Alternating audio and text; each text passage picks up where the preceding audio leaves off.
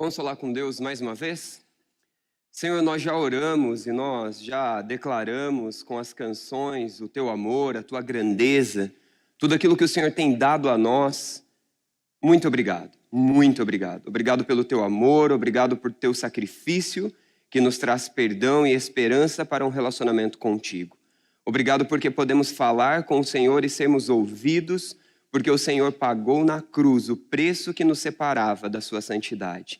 Obrigado porque nesta noite temos o privilégio de parar todo o nosso ser diante da Tua palavra revelada a nós e ouvirmos a Tua voz. Fala conosco, Senhor. É o desejo do nosso coração, é a necessidade que temos e a súplica a qual colocamos diante do Senhor. Em nome de Jesus, amém. Como eu gostaria que alguém tivesse me dito. Eu gostaria tanto que alguém tivesse me dito que ao chegar no topo, aquele topo que há tanto tempo eu desejei, aquele topo que a vida toda eu gastei para chegar, nada pude encontrar. Jack Higgins, um autor famoso que escreveu um livro conhecido por muitos, A Águia Pousou, coloca uma frase dessa como a frase de sua própria vida e desenvolve então toda a realidade de uma vida que expressa alguém que busca algo e tenta encontrar algo. Gasta tempo, gasta esforços, gasta recurso, gasta vida, perde tanto em prol de alcançar o topo. Mas ele diz, eu queria tanto que alguém tivesse me avisado que ao chegar no topo, nada eu poderia encontrar. Para que você está vivendo? Para que você está vivendo? Para que eu estou vivendo? Qual a razão do meu viver? Não essas respostas clichês que a gente fica respondendo, respostas religiosas que a gente fica falando. Mas o que de verdade motiva a sua vida? O que te faz levantar de manhã da cama? Bom, deixa eu fazer uma pergunta mais específica e talvez assim a gente consiga pensar um pouquinho mais qual topo nós estamos procurando, qual topo nós estamos tentando chegar. Por que você obedece ao Senhor? O que te faz obedecer a Deus? Qual é a motivação pela qual eu e você obedecemos ao Senhor? Qual a motivação que nos move a obedecer a Deus? Você ainda não conseguiu refletir a respeito de o que é o seu topo, pelo que você busca, pelo que você anseia? Deixa eu fazer uma pergunta contrária das que eu já fiz. O que o impossibilita de obedecer a Deus? Qual é a razão pela qual você não obedece a Deus naquelas áreas que, de modo geral, você não obedece ao Senhor? A expectativa, o desejo, o encontro da satisfação é um desejo que está no coração de todos os seres humanos. Uns se satisfazem dominando outros seres humanos, alcançando sucesso profissional, alcançando autoridade, passando por cima, conquistando recursos financeiros. Outros se realizam entregando a um marasmo de uma vida tranquila e calma que se faz o que quer quando quer. Enfim, qual é o topo pelo qual eu e você estamos buscando? É fato que cada um de nós estamos na busca de algo. O que me motiva, o que te motiva? Abra sua Bíblia comigo em 1 Coríntios capítulo 15. Enquanto você abre aí em 1 Coríntios capítulo 15, eu quero contar um pouquinho para você do que está no livro de Coríntios e também o que está no capítulo 15, para que possamos entender um pouco mais os versos que teremos condições de nos aprofundar deste capítulo. É muito importante que a gente entenda esse contexto. Então, enquanto você vai abrindo aí, procure prestar atenção em mim. A igreja de Corinto foi fundada por Paulo na sua segunda viagem missionária. Uma igreja muito nova. Uma igreja nova, mas uma igreja que estava num ambiente muito complicado. A filosofia, o estudo era algo extremamente valorizado pelos gregos. Algo em destaque para todos eles. E por esse extremo desejo pelo conhecimento, eles acabavam se perdendo em outras coisas. Então, o pensar, o refletir dava justiça, dava direitos a algumas licenciosidades. Era comum muito comum para os gregos, um orgulho absurdo em relação ao conhecimento e essa busca desenfreada por isso. E também uma vida imoral completamente comum. Até porque entendia-se na época, para estes, que aquilo que se faz no corpo não é nada de mal. Então, você pode fazer o que você quiser com o seu corpo, que não há nada de ruim. Bem diferente daquilo que Deus usa o apóstolo para falar conosco e também com os nossos irmãos, primeiramente. Mas é importante que a gente entenda esse contexto e que a gente entenda, então, que no meio de um cenário bem complicado e de pressões sociais e circunstanciais bem complicados, de valores distorcidos, é que a igreja do povo de Deus estava inserida. Os nossos irmãos viviam uma situação muito semelhante à nossa. Uma cidade grande, de um comércio poderoso, com todas as questões que eu e você vivemos no dia de hoje. Diferentes dos dias de hoje, sim, mas a falta de valores, a falta de moral era tão semelhante como a nossa hoje. E Paulo então escreve essa carta para instruir esses nossos novos irmãos, essa igreja nova, a como lidarem com tantas circunstâncias. E os teólogos comentam, e acaba sendo um senso comum, que é difícil dizer qual o propósito dessa carta, porque na verdade são vários propósitos. E aí tenta ser resumido da seguinte forma, que o propósito principal era instruir a igreja como ser igreja dentro da própria igreja, no meio de todas essas circunstâncias adversas à volta. Porém, o capítulo que a gente vai estudar, vai ler e vai aplicar nessa noite é o capítulo 15, que é um capítulo que também é considerado como um capítulo dentro do livro, mas que não está conexo nem com os capítulos anteriores, nem com os capítulos posteriores. Parece um assunto tratado de uma forma específica, um assunto importante, que para tudo aquilo que estava sendo tratado e trata com foco especial o capítulo 15. Não teremos condições de ler todos os versos, por isso eu vou lendo alguns versos a partir do verso 1 e vou te dizendo quais são para que você possa me acompanhar. Então, 1 Coríntios, capítulo 15, versículo 1 ao 4, eu vou ler neste momento. Irmãos, quero lembrar-lhes o evangelho que lhes preguei, o qual vocês receberam e no qual estão firmes. Por meio deste evangelho, vocês são salvos, desde que se apeguem firmemente à palavra que lhes preguei. Caso contrário, vocês têm crido em vão. Pois os que primeiramente lhes transmiti foi o que recebi, que Cristo morreu pelos nossos pecados, segundo as Escrituras. Foi sepultado e ressuscitou ao terceiro dia, segundo as Escrituras. Vou ler agora a partir do verso 12. Ora, se está sendo pregado que Cristo ressuscitou dentre os mortos, como alguns de vocês estão dizendo que não existe como alguns de vocês não estão dizendo que não existe ressurreição dos mortos? Verso 13. Se não há ressurreição dos mortos, então nem mesmo Cristo ressuscitou. 14, 15, eu vou até o 19 agora. E se Cristo não ressuscitou, é inútil a nossa pregação, como também é inútil a fé que vocês têm. Mais que isso, seremos considerados falsas testemunhas de Deus, pois contra ele testemunhamos que ressuscitou a Cristo dentre os mortos. Mas se de fato os mortos não ressuscitam, ele também não ressuscitou a Cristo. Pois se os mortos não ressuscitam, nem mesmo Cristo ressuscitou. E se Cristo não ressuscitou, inútil é a fé que vocês têm. E se ainda estão em pecados, neste caso, também os que dormiram em Cristo estão perdidos. Neste caso, também os que dormiram em Cristo estão perdidos. Verso 19. Se é somente para esta vida que temos esperança em Cristo, dentre todos os homens, somos os mais dignos de compaixão. Vou ler do 32 ao 34 agora. Se foi por meras razões humanas que lutei com feras em Éfeso, que ganhei com isso? Se os mortos não ressuscitam, comamos e bebamos, porque amanhã morreremos. Não se deixe enganar, as más companhias corrompem os bons costumes. Como justos, recuperem o bom senso e parem de pecar, pois alguns há que não têm conhecimento de Deus. Digo isto para a vergonha de vocês. Vou ler do verso 52 ao 58 agora.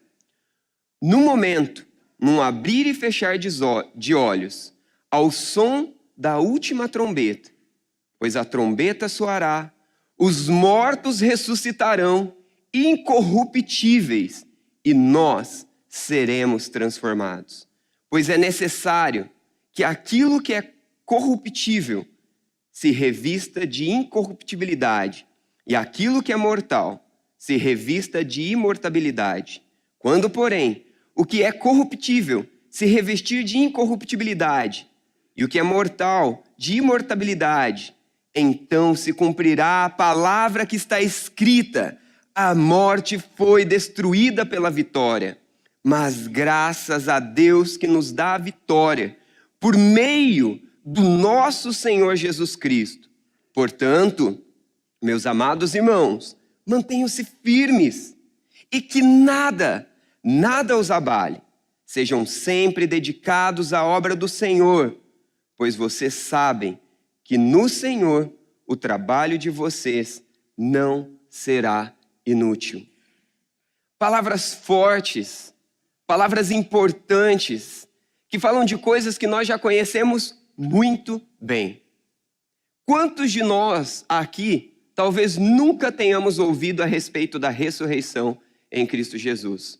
É bem provável que todos nós, se eu fizer a pergunta contrária, quantos já ouviram, levantarão as suas mãos dizendo: eu já ouvi, eu conheço.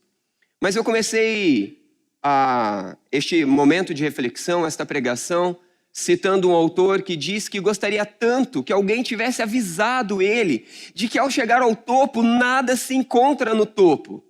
E o que tem a ver essa reflexão, essa citação do autor, diante de versos que falam do Evangelho, que falam da ressurreição de Cristo, que falam da ressurreição das nossas vidas, que falam que os mortos irão ressuscitar com Cristo e os vivos serão com Cristo transformados, ou seja, todos serão juntos transformados. O que tem a ver essa questão de prazer, de topo, com a verdade do Evangelho? Tem tudo a ver. Tem tudo a ver, porque a verdade que nos move deve ser a verdade do Evangelho. A verdade que nos move deve ser a verdade da ressurreição de Cristo. A verdade de que existe um Deus maravilhoso. Observe os primeiros versos lidos. Observe o início do capítulo. Deus veio ao mundo. Jesus Cristo veio como homem e morreu no nosso lugar. Eu quero pegar uma cadeira e eu quero fazer uma ilustração de uma forma rápida para que você possa entender estes primeiros versos. Eu espero que isso te ajude a entender. Essa cadeira representa o lugar de julgamento. E eu represento você. E também me represento. Sou pecador. A Bíblia nos diz em Romanos capítulo 3, versículo 23, como alguns versos que lemos aqui, que todo ser humano é pecador e está separado de Deus. O nosso pecado nos separa de Deus. Nós merecemos o julgamento, pois Deus é santo e nós somos pecadores.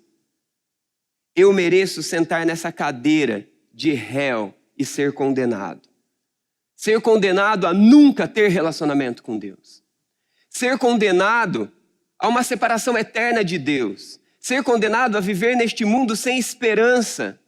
Ser condenado a correr atrás de topos e chegar no topo e nada encontrar. Mas não sou eu quem toma essa cadeira de condenado. É Cristo que senta nesta cadeira e leva a minha condenação e leva a sua condenação naquela cruz. Cruz maldita e cruz bendita. Cruz maldita porque carrega sobre si o nosso Deus amado, gracioso. Mas cruz bendita ao mesmo tempo. Porque através dela, através da morte de Cristo, eu e você podemos ser reconciliados em um relacionamento com Deus. Em uma vida de esperança, em um mundo de desesperanças, de pessoas que vivem atrás de topos que nunca satisfazem, que nunca dão aquilo que oferece. Se você não consegue entender a ilustração da cadeira e Deus tomando o seu lugar de condenado, quero tentar fazer uma outra ilustração. A ilustração de uma veste suja, de uma veste rasgada, de uma veste completamente suja.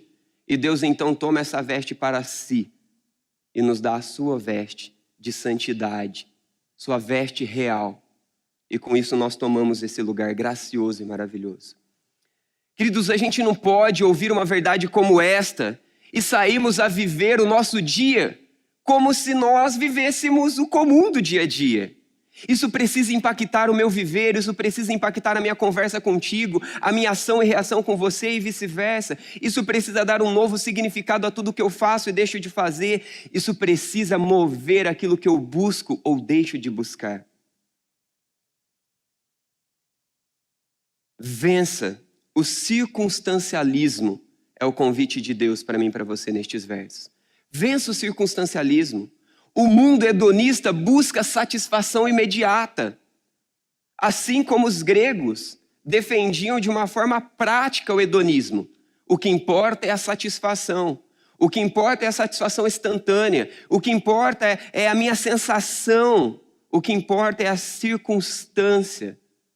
Então a gente foca o hoje, a gente foca o momento, a gente foca aquela circunstância e não consegue ver que a nossa vida é uma coisa muito mais abrangente. Não consegue ver que Deus nos criou e nos formou e conhece cada parte do nosso ser. E não apenas nos criou, mas tomou o nosso lugar de condenado para nos oferecer um lugar de esperança. Mas se a história parasse aqui, não era uma história vitoriosa, porque se Jesus toma o meu lugar de condenado, se Jesus toma o seu lugar de condenado e para por aqui, não há esperança para ninguém. Tente se imaginar agora na realidade dos discípulos de Jesus, ao vê-lo pendurado naquela cruz, ao vê-lo pendurado numa cruz morto, sem esperança. Cadê o nosso Salvador, aquele que disse tantas coisas de esperança? Cadê Jesus? Mas agora imaginem os mesmos, sabendo que ele ressuscitou dentre os mortos, venceu a morte e com isso vence toda a superficialidade desse mundo sensacionalista, deste mundo circunstancialista, hedonista e de tudo isso que gera dentro de mim e de você. Deus nos chamou a vivermos muito além de circunstancialismos, muito além de uma vida que é vivida hoje, para aquilo que eu quero ou deixo de querer, para aquilo que eu quero alcançar ou deixar de alcançar. Vença o circunstancialismo permanecendo fiel na realidade da ressurreição. Permanecendo fiel na realidade da ressurreição. Como assim permanecer fiel na realidade da ressurreição? Ao acordar amanhã, e decidir, ou melhor, antes de acordar, ao descansar nessa noite, decidir que hora você vai colocar o seu despertador para tocar. E aí então amanhã, ao decidir se você segue o seu despertador ou não, e a junção dessas duas coisas, é a partir daí que eu começo a decidir se o que guia a minha vida é um sensacionalismo, é um emocionalismo, é um hedonismo comum, ou se o que guia a minha vida é permanecer fiel à realidade da ressurreição. Porque até a hora que eu decido dormir e a hora que eu decido acordar é um reflexo do que eu decido fazer com o meu tempo. Por que eu durmo a hora que eu durmo? Porque eu vou acordar amanhã a hora que eu vou acordar? Porque eu quero viver os meus prazeres, as minhas vontades, aquilo que eu me propus a fazer, a realizar, a conquistar? O que eu vou fazer com as horas iniciais da minha manhã? O que eu vou fazer com as horas seguintes do meu dia? Como eu vou me relacionar com a minha esposa, com o meu esposo, com o meu filho? Os filhos com os pais, com o meu patrão, com o meu empregado? Como eu vou me relacionar diante de uma oportunidade de estudo? Como serei um aluno? Como serei um professor? Vença o circunstancialismo sendo fiel à realidade da ressurreição. Se a realidade da ressurreição é uma verdade no meu coração, se a realidade da ressurreição é uma verdade que grita que Deus me dá a esperança de um viver com Ele, que Ele tomou o meu lugar de condenado para me dar um lugar de justificado para viver por Ele. Eu não sou movido pelo que eu quero, eu não sou movido por uma emoção barata que diz oferecer muito, mas que na verdade não oferece nada. Eu não sou movido por alcançar o topo de alguma coisa lícita ou ilícita que tome o lugar do centro do evangelho de Deus na minha vida.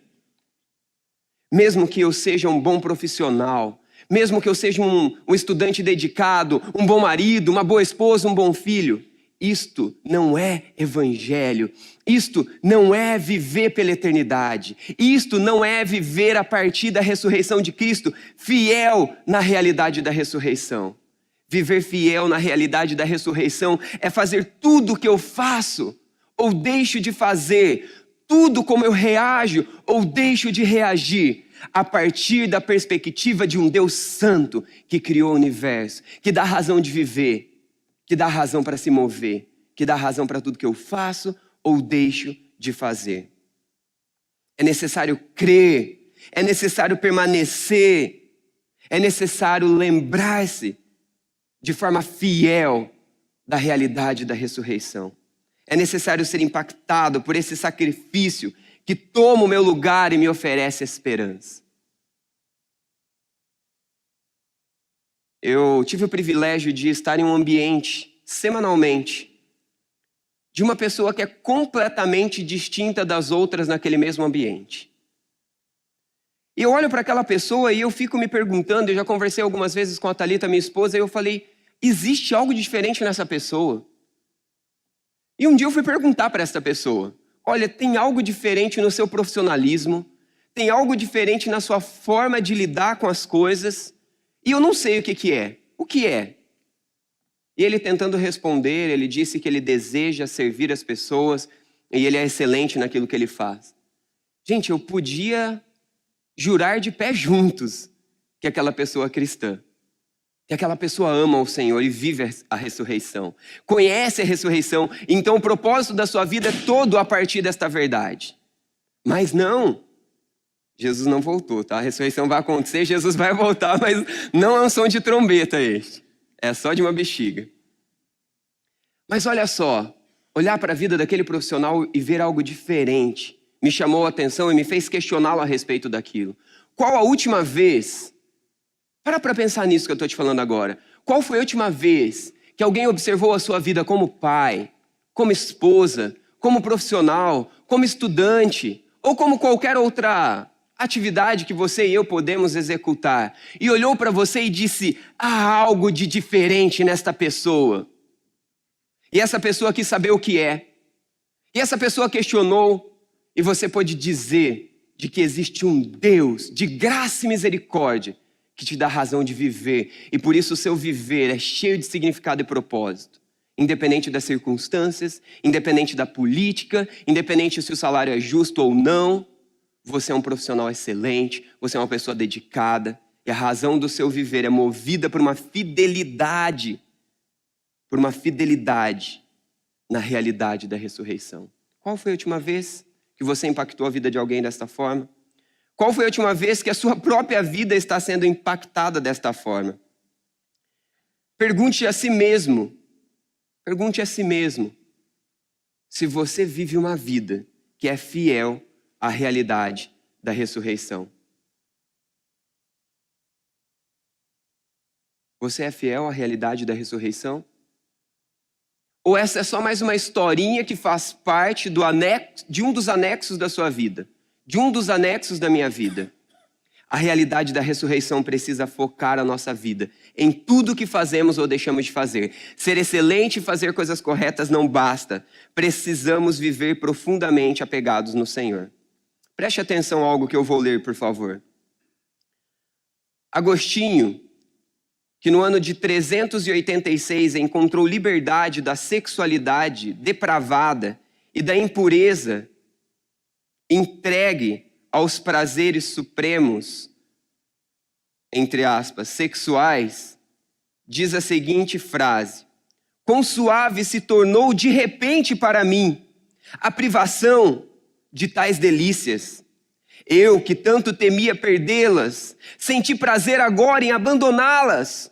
Tu, ó verdadeiro Deus e suprema grandeza, afasta de mim. Afastas e entregas. Em lugar delas, mais doce do que qualquer prazer.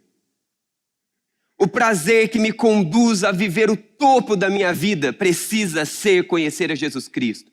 Precisa ser conhecer a Deus. Precisa reconhecer que Ele tomou o meu lugar de condenado para que eu pudesse, então, tomar o lugar de justificado.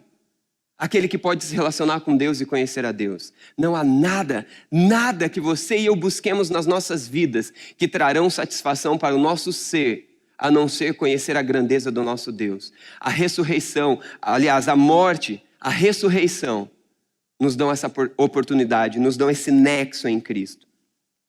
John Piper tem uma frase que diz: o prazer cristão insiste que recompensas eternas ultrapassam dores temporárias. O prazer cristão insiste que recompensas eternas ultrapassam dores circunstanciais. O verdadeiro cristão que reconhece e permanece fiel à realidade da ressurreição, ele interpreta as dores da circunstância da vida como oportunidade de se lembrar da grandeza da vida eterna prometida por Deus, porque ele sabe e ele reconhece que Jesus Cristo venceu a morte, ele ressuscitou, mas ele também disse que todos aqueles que morrerem ressuscitarão com ele. E aqueles que não morrerem até a sua segunda volta serão com ele também transformados. E essa é uma parte mais final dessa pregação.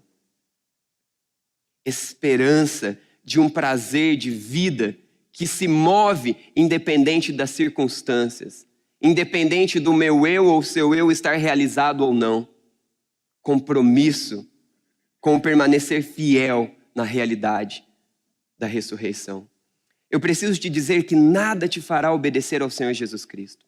Nada te fará obedecer ao Senhor Jesus Cristo, a não ser se render à obediência a Ele.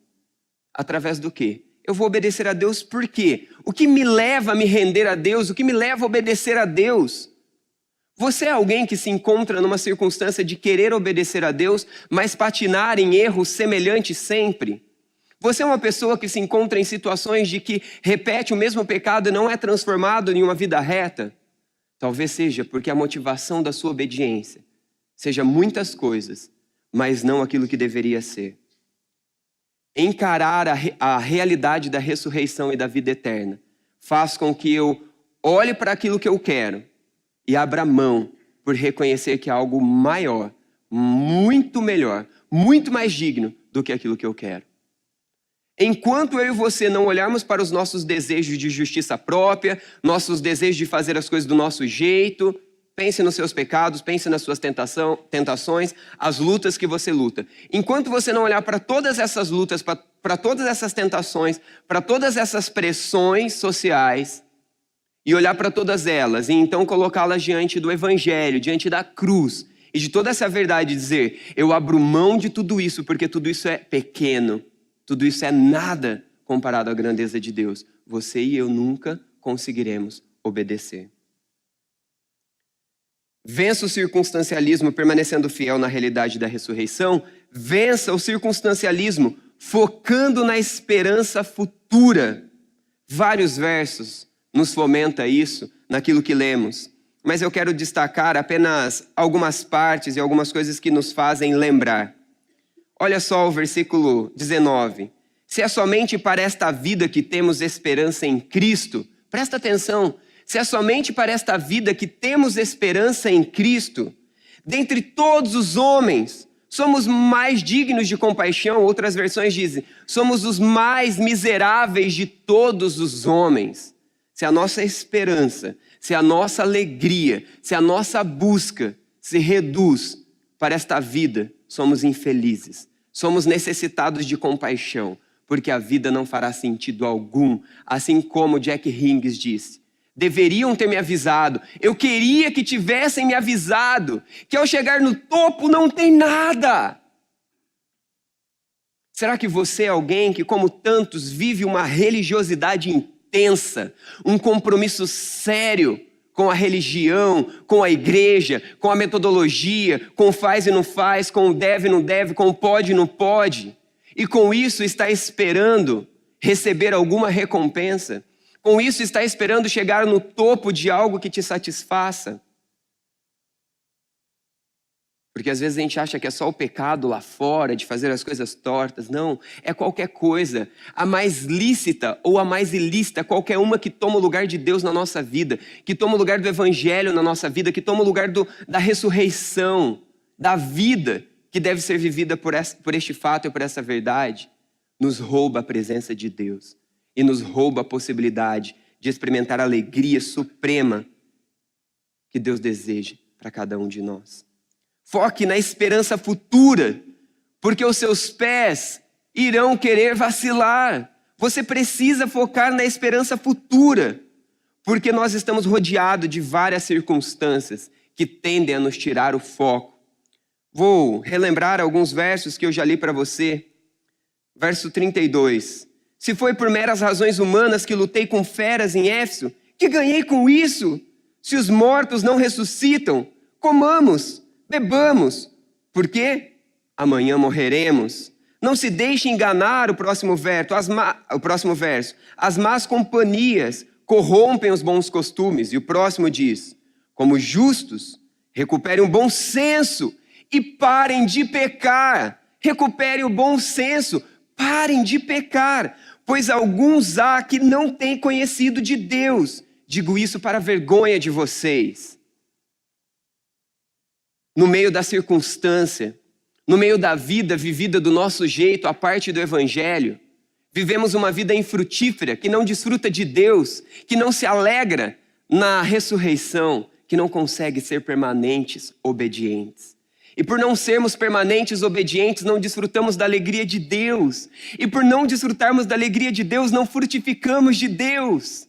E por toda essa junção, ficamos impossibilitados de testemunhar de Deus, quando ainda muitos não conheceram de Deus. O mundo conhecerá de Deus quando eu e você estivermos cheios dessa verdade, movidos pelo evangelho, movidos por esse grande amor, que dá significado ao meu viver, que dá razão ao meu agir e reagir, que dá razão para eu negar as minhas vontades. Note o verso dizendo também sobre as companhias que corrompem os costumes, que me dá razão para negar toda e qualquer pressão social, circunstancial, de convivência comum ou de quaisquer outras que sejam. Somente a verdade do evangelho, somente eu trocando o meu pensamento, você trocando o seu pensamento e dizendo, eu vou obedecer, porque o que Cristo tem para mim é melhor do que isso que está sendo proposto. É só nesta razão que eu consigo obedecer. É só nesta razão que você consegue obedecer de verdade. Do contrário, pode ser um moralismo, pode ser um religiosismo, se é que você vai conseguir obedecer. Se é que eu conseguirei obedecer. Quero te chamar a atenção que 14 vezes é repetida a palavra ressurreição, dos versos 12 ao 34. 14 vezes nos ensinando a refocar a razão, a motivação, o combustível do nosso viver, da nossa fidelidade, da nossa esperança, da nossa razão de viver, mover, agir e reagir. Quero citar alguns versos para você, que não estão dentro deste capítulo, estão na Bíblia como um todo. Olha só, combustíveis que nos traz a esperança, a razão de obedecer a Deus. Salmo 16, versículo 11. Na tua presença, a plenitude de alegria, na tua destra, delícias perpetuamente. Se você quer chegar no topo da alegria, se você quer chegar no topo da satisfação, procure conhecer a Deus. Procure viver uma vida permanentemente, constantemente ligada na ressurreição, focando fidelidade, focando obediência. E você então experimentará mais e mais. Note palavras fortes. Plenitude de alegria, isso é topo. Delícias perpetuamente, isto é topo. A ressurreição, a vida de Cristo e a vida eterna é algo que nós vamos viver de forma completa na eternidade, mas que é possível ser vivida e experimentada desde já, para aqueles que nele confiam, para aqueles que nele permanecem. Outros versos que são citados, o tempo não me permite citar, então vou citar alguns rápidos aqui com você e também algumas frases. C.S. Lewis diz, se encontra em mim um desejo que nenhuma experiência deste mundo pode satisfazer, a explicação mais provável é que fui criado para outro mundo. Se há em você uma inquietação que nem mesmo a sua família feliz o satisfaz, se há em você alguma inquietação que nem mesmo a sua realização profissional te satisfaz, se há em você uma inquietação que nada te preenche, é porque você não fomos criados para este mundo. Tantos versos nos dizem essa verdade. Este capítulo todo está nos trazendo a verdade, esta realidade. João 15:11 disse: tendo-vos dito isso, essas coisas, para que o meu gozo esteja em vós e o vosso gozo seja completo. Isto é topo de vida. Note uma informação importante. Jesus suportou a cruz em troca da alegria que lhe estava proposta. Hebreus 12:2. Nós devemos ser movidos por uma alegria maior. Nós devemos ser movidos por uma vida mais significativa, por um propósito mais sublime, por uma razão melhor, maior e superior a tudo aquilo que o mundo e os seres humanos podem alcançar. Isso só vem de Deus e só vem da cruz, de um Deus que vem até nós, nos encontra em situação incapazes de chegar a Ele. Por isso toma o nosso lugar de condenado.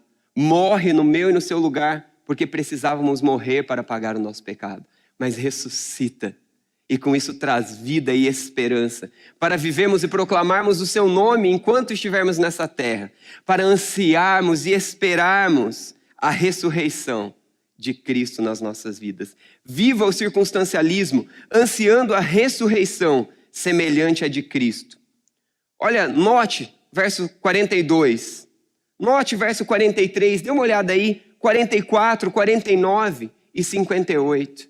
Note o convite ao anseio pela ressurreição.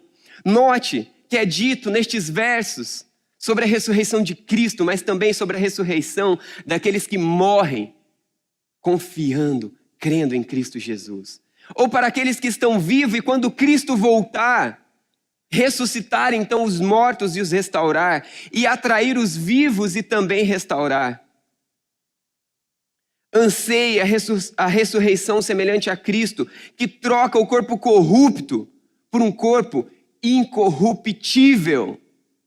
Às vezes você se cansa do seu viver pecaminoso e de ter que lidar contra o pecado dia após dia. Às vezes você se cansa de lutar contra outras pessoas que pecam à sua volta e que te fazem viver consequências dos pecados delas. Anseia a ressurreição semelhante a de Cristo, que troca o corpo corrupto por um corpo incorruptível, que troca o corpo fraco por um corpo de poder sobrenatural de Deus, que troca o corpo natural por um corpo espiritual, que não tem limites, que não é limitado às coisas dos seres humanos, falhos, limitados, que troca o corpo terreno por um corpo celeste, que possibilita uma vida constante, abundante na obra do Senhor. O Evangelho, a morte de Cristo, a ressurreição de Cristo, precisa impactar a minha vida. Ou então não é Evangelho, ou então não é a verdade de Cristo, é religiosismo, é moralismo. Aonde está você nesta noite? Aonde estou eu nessa noite? Aonde estarei eu amanhã, daqui uma semana, daqui um mês, daqui um ano, daqui alguns anos? Entregue a um religiosismo barato que não leva ninguém a nada, que só produz moralismos, que só produz quem é melhor e quem é pior, quem fez menos e quem fez mais. Ou estaremos entregues a um amor incrível que vem até a mim, que vem até você e que nos convida a uma vida cheia de razão e de propósito. Que é impossível alguém olhar para mim, olhar para você e não ver que há algo diferente. Aonde estarei entregue? A quem estarei entregue? Qual a razão do meu levantar amanhã? Qual a razão do meu despertador amanhã? Qual a razão? Qual a razão da minha vida, do meu propósito? Tudo precisa mudar. Tudo precisa encontrar um sentido diferente, um sentido mais profundo. Enfim, nesta busca de prazer pela emoção e por todas as vontades e realizações do nosso coração, em querer fazer as coisas do nosso jeito, em nos tornarmos a cada vez mais hedonistas, amantes de nós mesmos. A realidade é que a única coisa que trará nexo a buscarmos viver e correr por algo é a morte, ressurreição de Cristo. O convite dele para nos relacionarmos com Deus Esse Deus de amor e graça, que toma o nosso lugar de condenado, jamais negará para nós bem algum. Na presença de Deus, há delícias perpetuamente. Na presença de Deus, há grandeza de uma satisfação que o mundo jamais poderá nos satisfazer. Blaise Pascal observou: todos os homens procuram ser felizes. Isso não tem exceção. Por mais diferente que sejam os meios empregados, todos tendem por este fim. A vontade nunca faz menor movimento que não seja em direção do objetivo de ser feliz. É o motivo de todas as ações e de todos os homens, até daqueles que vão a se enforcar. O objetivo de todos nós é encontrar a felicidade, é encontrar a alegria, é encontrar satisfação. Mas nós somos lembrados pela palavra rica do nosso Deus maravilhoso, que a satisfação está em Deus, a alegria está em Deus, e a alegria está em conhecê-lo e viver a morte, a ressurreição de Cristo, e uma vida que vive neste propósito e para este propósito. Eu quero encerrar dizendo para você que o último verso nos diz que nós seremos frutíferos na obra do Senhor. Você tem sido frutífero na obra do Senhor lá no seu lar? Você e eu temos sido frutíferos aonde o Senhor tem nos inserido? Ou nós somos apenas mais uma pessoa religiosa cumprindo as regras morais adequadas do dia a dia? Que Deus me encha do amor dele, que Deus te encha do amor dele. E que então o Evangelho dê um significado novo para todo o nosso fazer, o nosso agir, o nosso reagir, o nosso buscar ou o nosso parar. Feche seus olhos, tome alguns instantes onde você pode orar e falar com Deus.